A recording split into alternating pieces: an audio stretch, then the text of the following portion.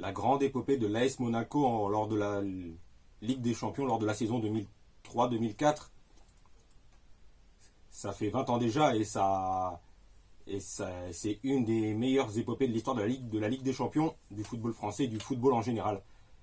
Salut à tous les amis, j'espère que vous allez tous très bien. Moi ça va très bien et très content de vous retrouver. Et comme vous l'avez deviné, on va reparler de football. Après une semaine, une grosse semaine de catch avec NXT Stand and Deliver et WrestleMania 40 qui ont été excellents. Notamment la nuit 2 de WrestleMania 40 qui était vraiment excellent. Et cette fois-ci, on reparle football. Et comme ça, et vu que ça fait 20 ans que l'AS Monaco a réussi une des grandes épopées de son histoire en Ligue des Champions, et vu que ça fait 20 ans déjà, je me suis dit que c'est le moment parfait pour revenir sur la grande épopée de l'AS Monaco lors de cette saison 2003-2004 en Ligue des Champions. Et comme d'habitude, juste avant de démarrer, n'hésite pas à t'abonner et cliquer sur la petite cloche pour être informé de la sortie des prochaines vidéos, car ça aide beaucoup à continuer à faire grandir la chaîne et ça aide beaucoup pour le référencement, c'est très important. Et aussi, n'hésitez pas à me suivre sur mes réseaux sociaux, Facebook, Instagram, YouTube, X, alias Twitter. Cette fois-ci, c'est parti, ça démarre. Et tout d'abord, on revient au début de la saison 2003-2004, précisément à l'été 2003, où l'AS Monaco fait un mercato excellent. Et notamment en faisant venir un top joueur mondial. Et le club de la Principauté va recruter un joueur de classe mondiale, le top du top, lors des derniers jours du mercato. Et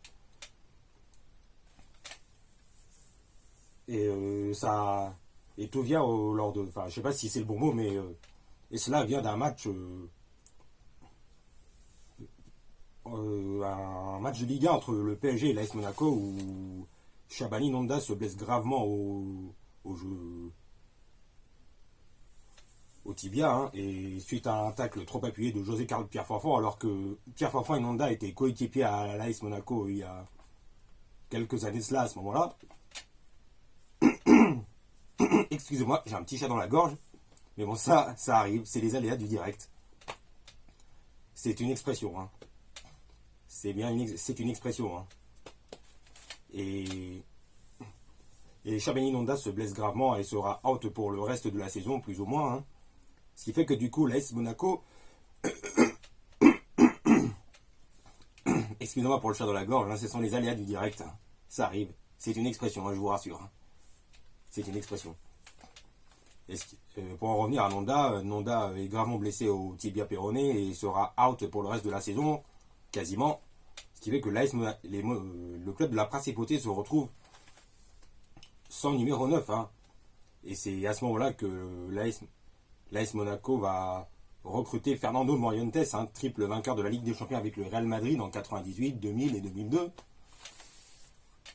Et ça reste un des gros coups de l'histoire du mercato, qui a été réalisé à ce moment-là par l'AS Monaco il y a 20 ans. Et l'AS Monaco a comme entraîneur le jeune Didier Deschamps à cette époque. Et l'AS Monaco a des joueurs, vraiment des joueurs de la grande époque, tels que Flavio Roma, l'emblématique gardien italien, Hugo Ibarra, l'Argentin, Gaël Givet, Julien Rodriguez, Toto Schillaci, Patrice Evra en défense. Et au milieu de terrain, on a du Lucas Bernardi, du Andreas Zikos, on a du Jaroslav Plazil, du Edouard Cissé. Et pour ce qui est de l'armada offensif, on a du Ludovic Giuli, du Jérôme Roten, du Fernando Morientes, du Dado Percho. Et Dado Percho, on va en reparler, ne vous inquiétez pas. On a du Emmanuel Adebayor, etc. etc. Et on arrive à la phase de groupe de la Ligue des Champions de la saison 2003-2004 avec l'AS Monaco qui se retrouve dans le groupe du Deportivo La Corogne et de l'AEK. Ouais, c'est de l'AEK Athènes, il me semble, et une quatrième équipe dont j'ai oublié le nom, dont je ne m'en rappelle plus du tout. Enfin bon, bref, c'est pas grave.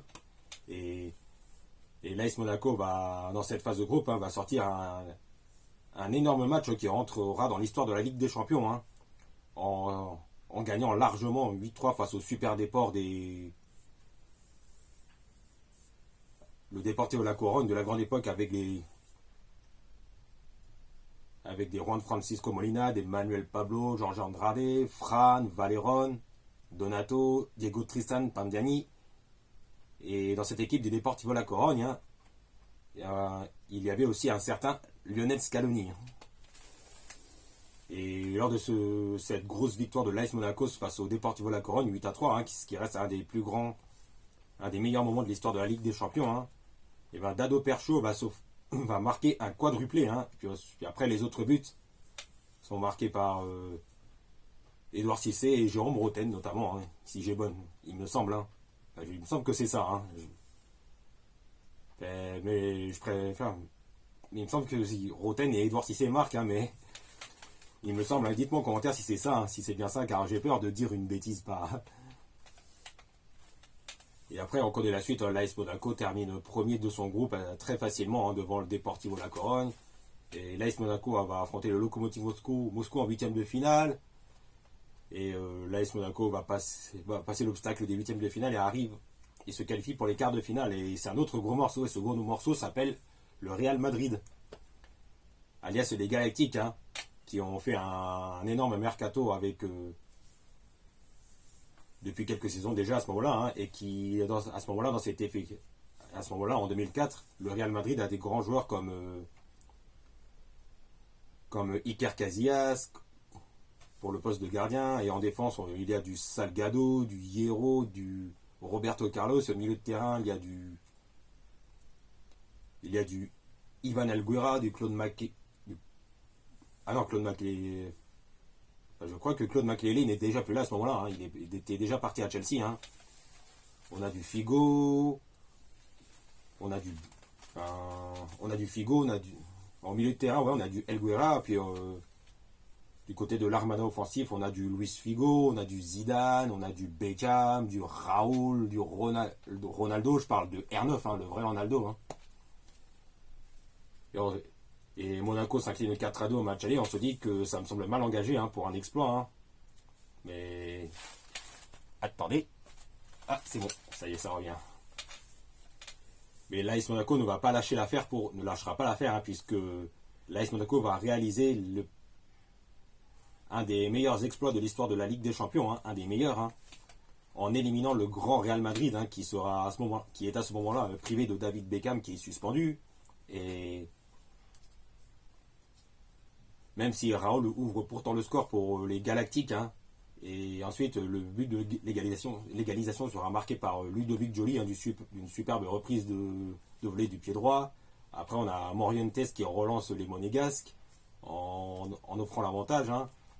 Et après, c'est Ludovic Joly qui va marquer le but du 3-1, d'une superbe talonnade, qui qualifie l'AS Monaco pour les demi-finales de la Ligue des Champions, avec et l'AS Monaco élimine le grand Real Madrid, et depuis cette élimination du Real Madrid par l'AS Monaco, le Real Madrid va à ce moment-là, quant à lui, sera à ce moment-là dans une fin de saison vraiment catastrophique, puisque les Madrilènes vont dégringoler, et ne feront quasiment que perdre. Mais bon, ça c'est une autre histoire. Et revenons-en à l'AS Monaco, qui a éliminé le grand Real Madrid, en réalisant un des meilleurs exploits de l'histoire de la Ligue des Champions. Et après, l'AS Monaco se qualifie pour les demi-finales de la Ligue des Champions. C'est un autre gros client qui attend les Monégasques, et ce gros client se nomme Chelsea. Et on parle bien du Chelsea qui est entraîné par Claudio Ranieri. Et le club de Chelsea, qui a aussi des joueurs expérimentés comme John Terry, William Gallas, Marcel Desailly, Frank Lampard, Jesper Grandkjær, Hernan Crespo, etc. Et au match aller, les Monégasques vont gagner sur le score de 3-1. Et c'est Dado Percho qui va ouvrir le score, même si les Monégasques vont se faire un petit peu peur avec l'égalisation de Hernan Crespo. Mais Morientes va offrir le but du 2 à l'AS Monaco, et Monaco va inscrire un troisième but pour s'imposer sur le score de 3-1. Et le but est inscrit par le revenant Shabani Nonda, qui est récemment revenu de blessure et qui revient très très fort. Et après, on connaît la suite au match retour. L'AS Monaco fait match nul de partout.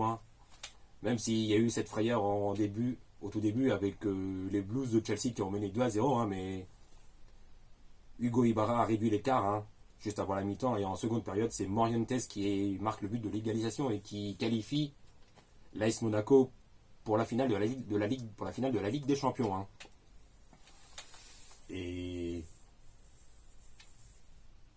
Mais cette fois-ci, les Monégasques ne pourront pas y faire grand-chose en finale face au grand FC Porto de Mourinho. Hein.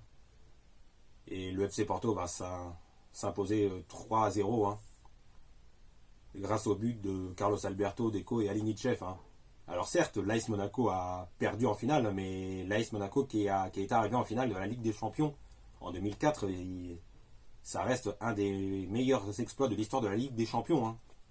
Et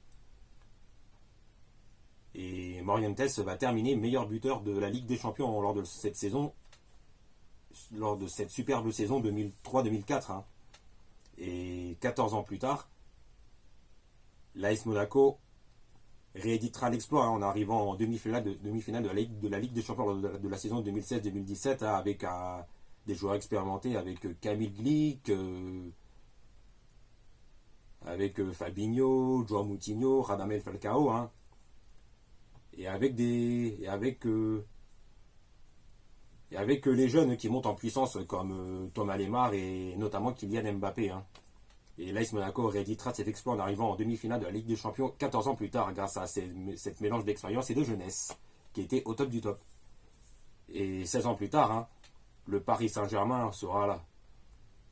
Et sera la troisième équipe, le troisième club français à arriver en finale de la Ligue des Champions lors de la saison 2019-2020, lors du Final 8 qui était vraiment lors du Final 8 inédit en Ligue des Champions. Et